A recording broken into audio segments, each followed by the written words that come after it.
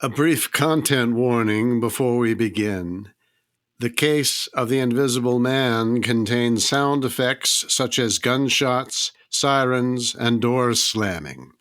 See the show notes for a full list of content warnings. Thank you, and enjoy the show. Many months from now, Sal McGill and Cindy Crenshaw will find Dash Malone in a blood-soaked room at the Hotel Normandy. They will find him dead. But he won't stay that way for long. Very quickly, he will draw breath again. What exactly happened? How is this even possible? Why aren't our trustworthy officer and wisecracking secretary surprised by our detective's resurrection? Before we start our next case, let's listen to the end of our Season 2 prologue, as that will be the beginning of it all. Well, you aren't going to believe it. No one reported anything. Somehow. Please tell me you didn't book the room in your name. I'm a professional, Sal. You're something, I'll give you that. Great. Then we'll grab those blood-soaked sheets and see if we can't find a back door to duck out of. Thankfully, we don't have to rush. Which is great, as coming back from the brink of the horizon's never the easiest thing. Let me see your arm. What? Your arm. Let me see that mark. The Ouroboros. Every time something like this happens, that thing begins to fade. I don't like it. What do you think that means? I can't worry about that. Not now. Let's get out of here then. Hold on. 1 second. I just need to know one thing. The one thing that has spoiled my perfect day. What's that? The guy you met, who took you back here to this hotel room, and then from the looks of it gunned you down. Who is he? I'll tell you something. He can move. That son of a gun outran me. Which may be easier than it appears. Excuse me? I'll tell you who he was, what he had to show me, and why he shot me. Well, we already know why. We do? We knew it back at the beginning. The beginning? Yeah, the beginning. It all started with the case of the Invisible Man.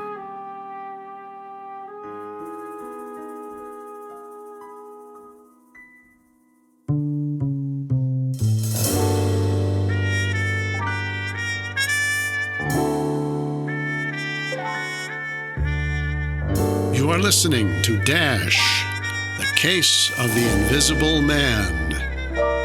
Chapter 1, The Note.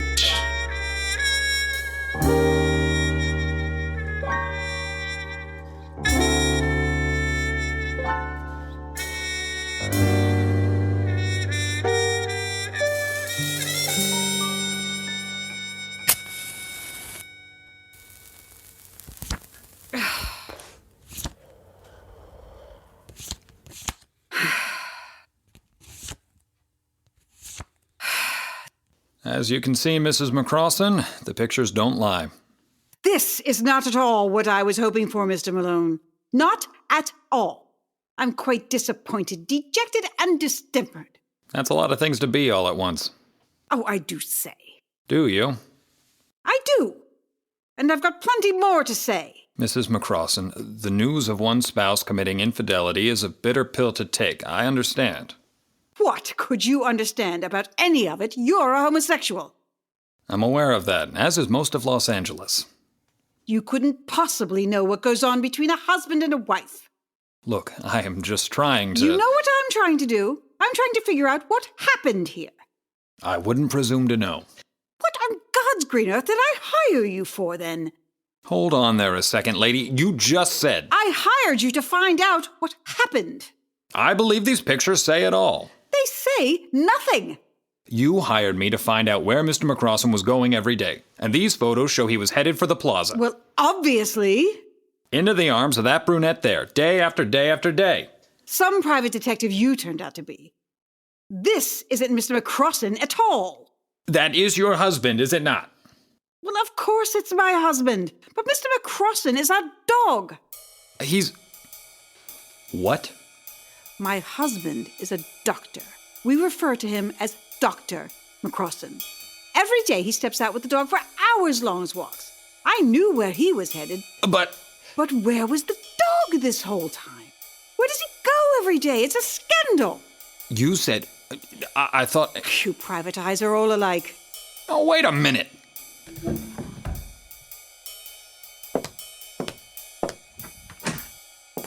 Mrs. McCrosson, is everything okay? Excuse me. Hey, lady!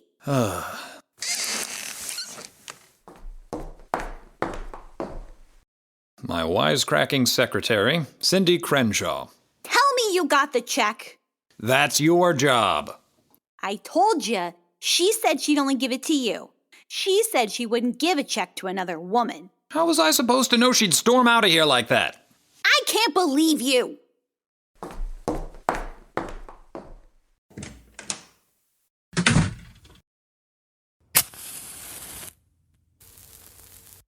When you're in the business of being a private investigator, you run into a lot of nonsense. The kind that gets in the way, the kind that jams you up, that fogs up the big picture. The big picture. Since the case of the mysterious Zita Makara shut tight, I've been trying to keep my eye on that. To remember the hard lessons I've learned, even after losing so much. Because I know there's something larger out there, waiting. Waiting for what? I can't yet tell. I don't know myself. I've been marked with a symbol called the Ouroboros. I've seen reanimated corpses rise and devastate this city. I know there are dark forces out there at work, and they know my name, and I'm chasing down a dumb dog. A whole lot of nonsense getting in the way, making me feel like I have to apologize for every damn thing, to all the people I'm letting down, for all the things I didn't see. I hear Cindy come back in.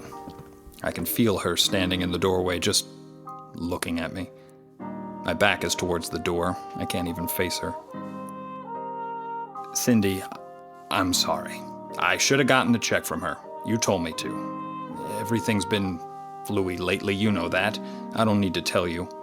It's no excuse, though. I'm here to do a job. You're counting on me to do that. I needed to do that. I'll do better. I promise. Who are you talking to, and why is this door open? I just closed this. You weren't standing here this whole time. What? No, you ninny. I was chasing that lady down the block, and she dived into a cab on Hill Street before I could get it out of her. So, who opened the door? The main door in my... Wasn't me. I shut 'em. Always do. That means someone was here. Or is it? Is what? What? I told you. I met a man who could appear and reappear out of thin air, didn't I? Mm-hmm. It happened. I know. I just have to accept it wasn't one of your normal bourbon binges. His name was... Professor Abendigo. From the past, his name rings in my ear, and all the things he told me flood back. The Ouroboros. You are more special than we could have possibly guessed. Just because our fate is fixed doesn't mean we can't do great things in the meantime. The heart can only hear what it is ready to hear. You think what? You think he's here now? Is he here now? I'm not sure. Show yourself, Professor, if that's what you truly are. I'd like to see some of those teaching credentials. Cindy, Come out and show your face, and I'll teach you a thing or two. I'll slice you ear to ear. Cindy, put down the letter opener. You're gonna hurt someone. I'm gonna hurt him. Or yourself. Give me that! Hey! I don't think this is our professor. Whenever he's appeared and disappeared, there was almost like a sound. A sound? Like a portal or something opening. I can't explain it. And a feeling. Feeling? Yeah, like I could fall in love. Now that does sound like one of your bourbon binges. And anyway, I think he's too vain to remain invisible at this point. No, this is something different. But both of these doors did open on their own. If we know one person who can disappear, that must mean there can be more. Dash, look! What? On the desk. That letter wasn't there before. Are you sure? Believe me, I know your desk better than you do. She's right. She does. And sure enough, there was an envelope sitting square center on my desk blotter. It just had 2 large words on it. Dash Malone. And are we gonna open it?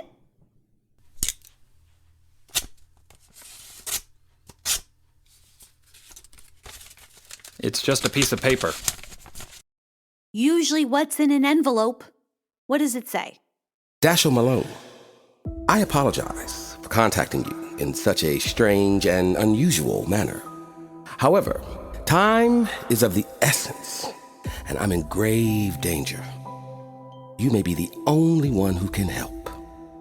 Please meet me tonight at 10 p.m.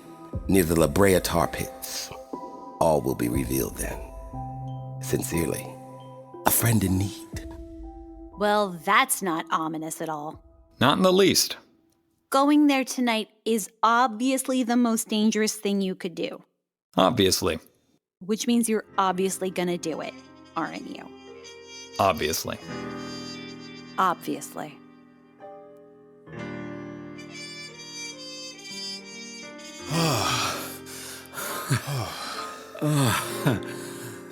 Thank you.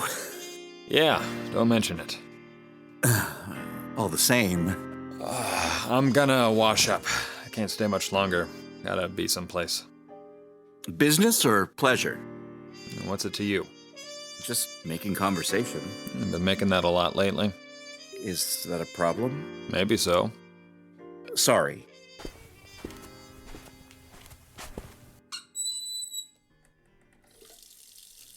The man on the bed is called Haze. We'll call him that because he's gotta be discreet. And a private eye is always discreet. We're at the Turnstile Motel, our usual haunt. They've been meeting here every week to take care of business. But tonight's not our usual night. However, I figured since I was in the neighborhood. I am glad you called. Real glad. What do you tell the wife? Oh? What's it to you? Touché. I told her I had to grab something at the office. She's on her time, so she's moody anyways. I see. It's good to see you. Can I say that? Bathroom's all yours. Thanks. I don't think I'm gonna go anytime soon. Suit yourself. Yeah, if you want, you could come back when you're finished, whatever you're doing. I got the room for the night anyway. That's all right. I don't know how long this is gonna take. We wouldn't want the wife to worry. Still want to meet at our usual time this week? Sure, if I'm not working. I knew you were on a case. Sorry. It's fine. Like I said before, if I'm not working. Okay. Well, I'm about to walk out the door. He rushes from the bed and blocks my path in the most passive way imaginable. He wants me to kiss him. To kiss him as I'm headed out the door. But I know better than to kiss a married man goodbye. all right, see you around. See ya. Oh, hey, it looks like this fell out of your pocket. What? Your ID bracelet. Oh. Thanks. That's a neat design. Looks like it's Middle Eastern or something like that, right? Haze hands me the one gift I ever gave Johnny Plinkets. Plink. When Plink was in Egypt, before he was murdered, he had this cheap trinket I gifted him engraved, just so he could give it back to me, so I'd know what it really meant to him. What's it say? Do you know? I answer Haze with a shrug, put up a front that I don't know what it says, but I know exactly what it says. You have emerged in me. It's how I managed to free Plink's soul. So I have emerged in you. It's the last thing I know he was trying to say to me.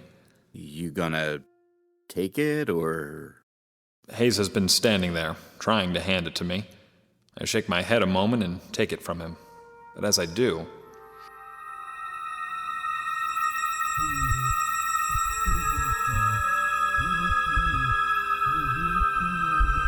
The next time we meet, you'll understand it. I promise. Whoa. Dash! Dash, are you okay? I'm fine. Sit down. I'm fine. Let me get you some water. I said I'm fine. I have to go. Thanks for making time for me.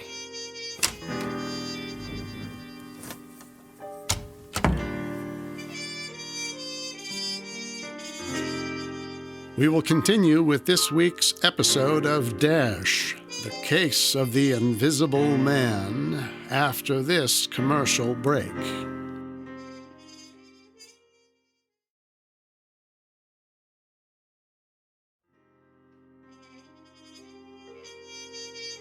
And now we return you to Dash, the case of the Invisible Man.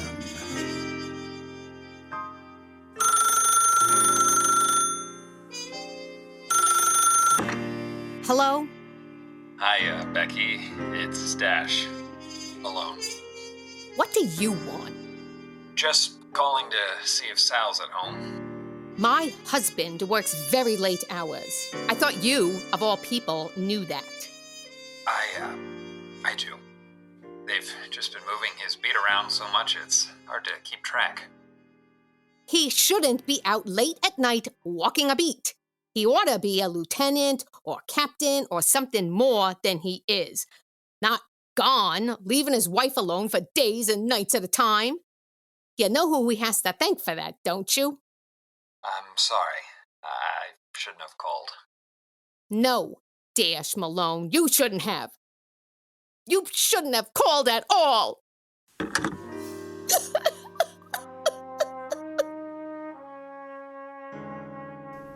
All right, come on now. Come on. Have a heart, officer. This is the third time this week I caught you sleeping in the park. I'm not some wino, I swear. I can't let you sleep here. Where am I supposed to go? I don't make the laws. Copper, I used to have a place. Even had a little yard. Then, the Depression, I lost everything. Come on, please. Here, take this $1. Nah, I can't take that, officer. It's that or I run you in, and you don't want to be in the tag with a bunch of drunks and crooks, do you? Let me stay here. This ain't much, but it'll get you someplace for the night. I won't take charity. All right, don't call it charity. Call 555 Wilshire tomorrow. I may have some use for you. Fine. But I ain't taking no handout. Creasus, I heard you the first time.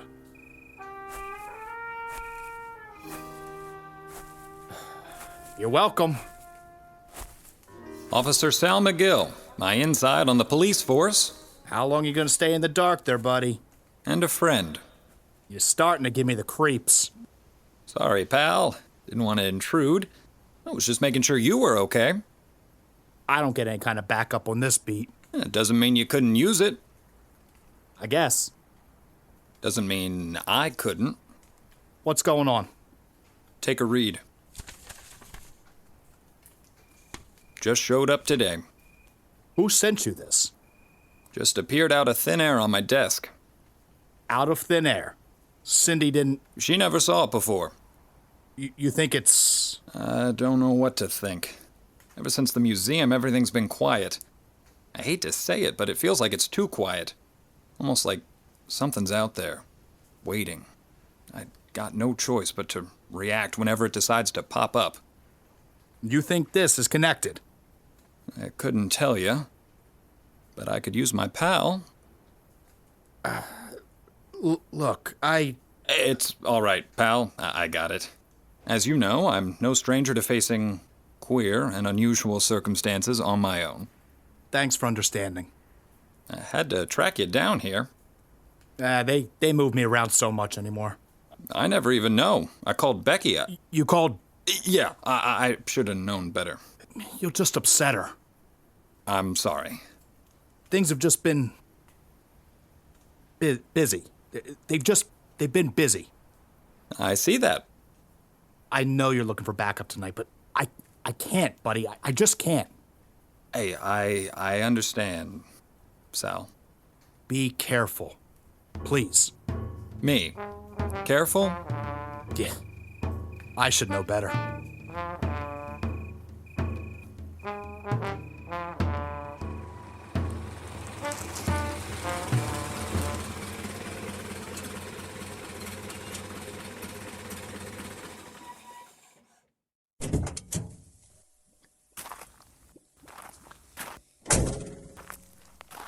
Hancock Park hosts the La Brea Tar Pits, one of the places that makes this city of angels all the more unique. Once you get close, you can smell it. Asphalt. They should be called asphalt pits. That's what they really are anyway. Over 40,000 years in the making, these tar pits reveal to us a world of what used to be here. Animals. Animals used to get trapped in the goo and weren't able to get out. They sink to the bottom. This park is decorated with them. A bear, a mastodon, a saber-toothed tiger, creatures that time forgot. I walk right up to the pit. In the moonlight, it's oddly beautiful.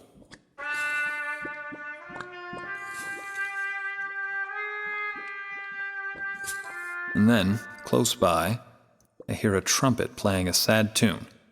I turn to where the music is coming from, and for a moment, I see the outline of a man standing close to one of the pits. I can't make out his face, but he seems to be looking right at me. I call out, "Are you looking for a private eye or just taking in the asphalt?" Can't say this seems like the best place to practice taps.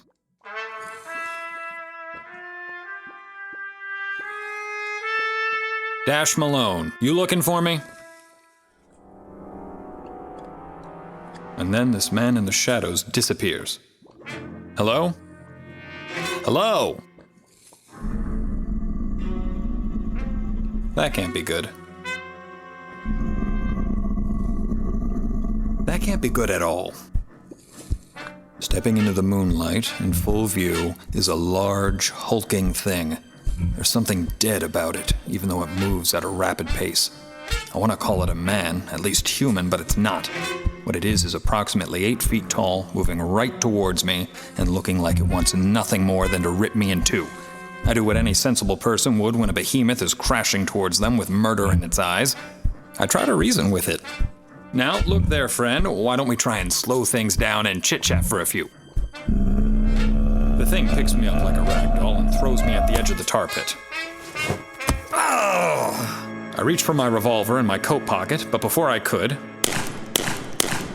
the thing shudders and contorts. Blood begins to fall from its eyes as it lets out shrieks and howls of pain. Falls over dead, right into the tar pit, and becomes yesterday's news. And then a voice from nowhere. Dash Malone. Who's there? You got my letter, I take it. Who are you? I'm a friend. Where are you? I'm right here. We need to get to your car. You won't be able to see me, but I'll be with you the entire time. That's not as comforting as you think it might be. Allow me then. The music begins again, and out of nowhere, the outline of a man comes vaguely into view, until I can see him clearly. Now you can see me, but it won't last long. Let's get to your car. But... like I said, it won't last long. And it wasn't. Just as quickly as he appeared, he vanished. See what I mean? Yeah, I did. Now I don't see you at all. I need your help, Dash Malone. You saved my neck there, so I'll waive some of the personal expenses that go along with my services. We need to get to your car before another one of them finds us. Oh, wait a second. You mean there's more where that came from? There's an army of them coming, Dash Malone. And you might be the only one who can stop them.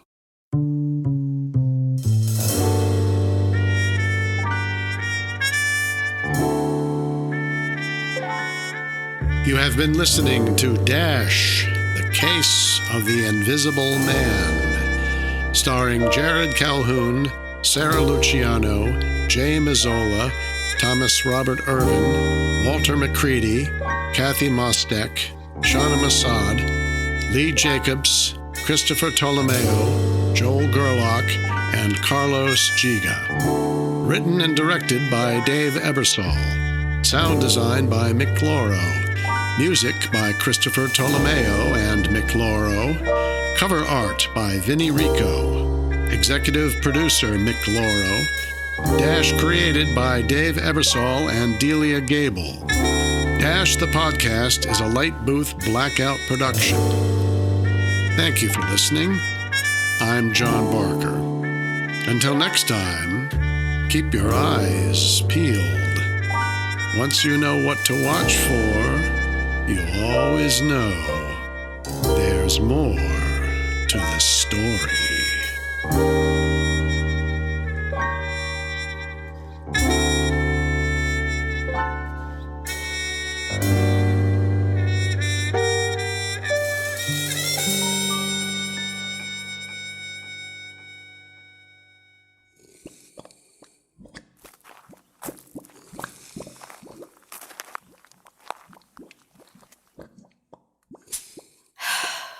Of course.